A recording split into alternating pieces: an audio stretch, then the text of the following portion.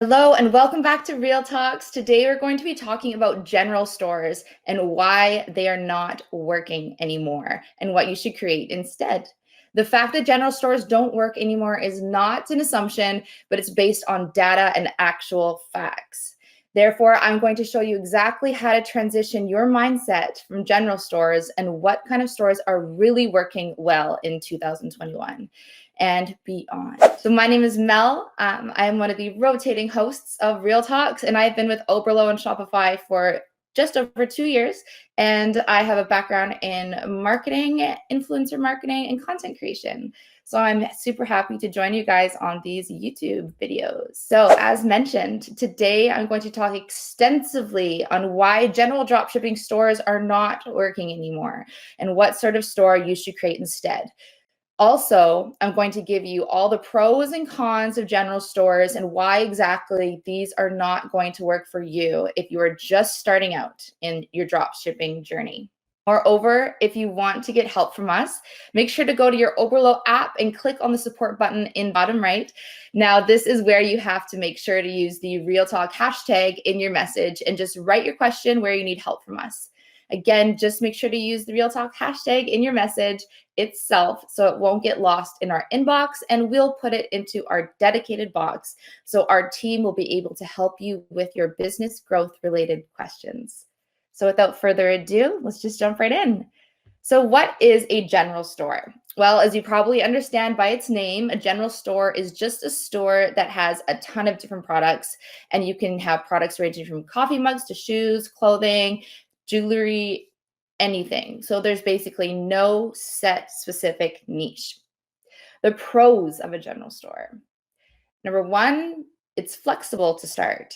General dropshipping stores can easily be started because they're flexible and don't require you to focus on a single niche. One benefit of general is that you can make a list of the most trending products in all niches and add them to your store to test. Number two, test multiple products at once. Another benefit of using general dropshipping stores is that you can test multiple dropshipping products at once. Just add the products that you would like covered and promote them through Facebook and Google Shopping. And now the cons of a general store. So there is intense competition. There's no particular niche market in this case. Most likely you will have dozens of indirect competitors whose product offer is partly similar to yours, and a couple of direct competitors, let's say Amazon and eBay, that are nearly impossible to compete with, at least at the beginning stage. Number two, marketing is really hard. It's really hard to not only brand the store correctly, i.e. create custom content for all of your products and make your product images somewhat similar, but also your advertising efforts might give you higher costs since you will constantly be testing new audiences and new creatives, and that might take a lot of time. And of course, money. It's not good. Number three, you don't know what to focus on. Many beginners are unsure what they should do at the beginning of their dropshipping journey. But with the general store, it's possible to get even more confused. With no previous experience in this business area, it's easy to get overwhelmed with the unstructured and segmentary data with your store. So why should you not start a general dropshipping store?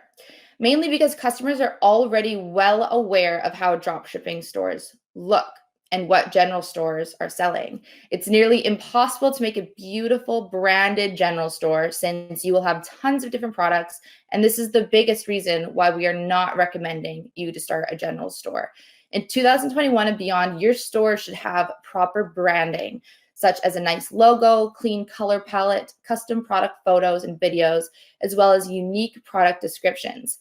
It is not going to be possible to have all of those if you're just starting out, and you will need to deal with hundreds of products. So this also goes to say that when you're marketing, if a customer goes to your store and they see that you're not only selling sunglasses, but you're selling shoes, you're selling electronics, you're selling kitchen accessories, and they're looking for specifically sunglasses, why would they purchase from a general store when they can purchase from a sunglass niche store, which those stores seem to have a specialization in sunglasses, and therefore that store has a lot more trust built with their customer.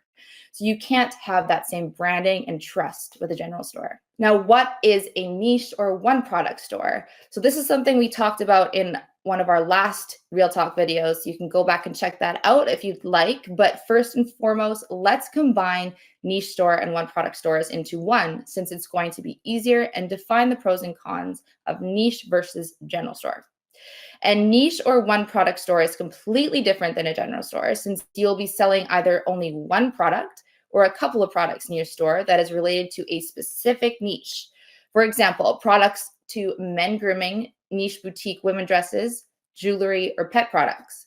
You might already start to understand why our video title has a bold statement on why general stores are not working. And let me drill down a couple of pros and cons of starting a niche store. So the pros of a niche store: it's easier management. In comparison with a general store, a niche store is a much less resource-consuming venture. Here, you're creating a nice little store that is branded around one or a couple of products. We recommend having 10 products at the very, very max, and not building a store that needs to have hundreds of unrelated products. This gives you an advantage, since it's going to be easier to actually start working on your store and not procrastinate. Number 2, a well-defined product range. Knowing what is trending and popular in this particular niche, you get a great opportunity to only fill your store with demanded items that will be bought often. Or if you want, you can combine trending products with something that you really love doing and have only these items in your store. It's so much easier. Number 3, smaller competition. Yes, with a niche or one product store, you'll have less competition because you're not competing with stores that sell everything. This way, you get a chance to establish yourself as a one-of-a-kind store offering something that is difficult to buy from other sellers. Number 4, easier branding and marketing. It's so much easier to create a great brand and marketing strategy for a store that is selling niche-related products. Now, you can create a great logo, have all of your product images the same background, style, or whatever. In fact, you can create your own color palette and have it shown as an actual brand.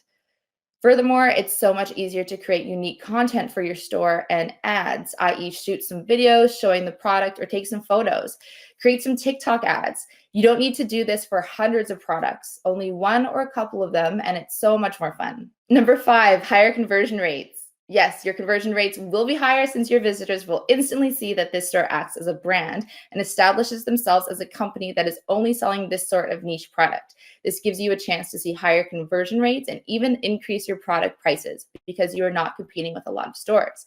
So this is what I was talking about earlier, that if you have a specialization, so to speak, you gain a lot more trust with your customers. Number 6, easier upselling. Finally, you can have one product store, but in addition to that, another product that would complement that product. This will be your upsell, and you will have a chance to offer a product that is related to that original product. You will increase your average order value and have more breathing room with your ads as well. Now let's talk about the cons of a niche store. So they're harder to get started. Yes, this might seem the most significant disadvantage of a niche business. With a niche store, you really need to understand what you're selling and who you're targeting to. But it won't be a problem if you know this niche fairly well. In this case, you either already know the most crucial aspects that characterize this business segment, or you have an idea where to hunt for the relevant information. Number 2, you test one product or niche at a time. It might seem that contrary to a general store, a niche store doesn't have a backup plan to try if the selected product doesn't see much demand. This is not entirely true. If you notice that this particular niche doesn't bring you as much profit as you wanted, you can slightly change your business direction and fill your store with products that are loosely related to the initial choice. So why niche store over a general store?